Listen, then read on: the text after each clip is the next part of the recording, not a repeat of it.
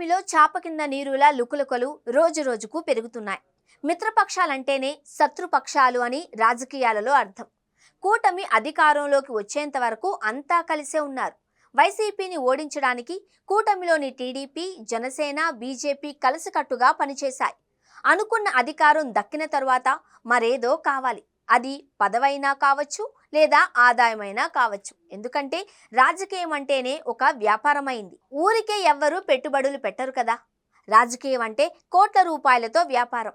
MLA లేదా ఎంపీగా పోటీ చేయాలంటే కనీసం 50 నుండి 100 కోట్లు పెట్టుబడి పెట్టాల్సి వస్తోంది.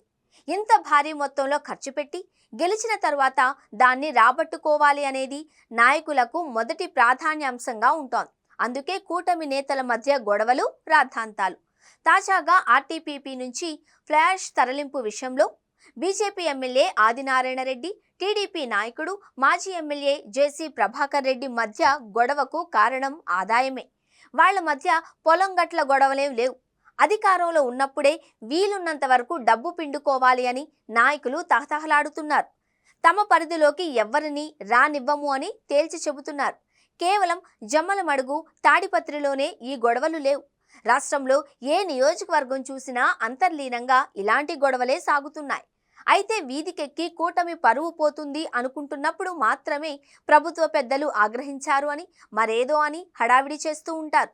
కానీ రానున్న రోజుల్లో కూటమిలో రచ్చలు పెరగడమే తప్ప తగ్గేది లేదు. ఎందుకంటే అధికారం ఉన్నది సంపాదించుకోవడానికే తప్ప మరెవరికో సేవ చేయడానికి అనేది ఉత్తుత్తే కాబట్టి.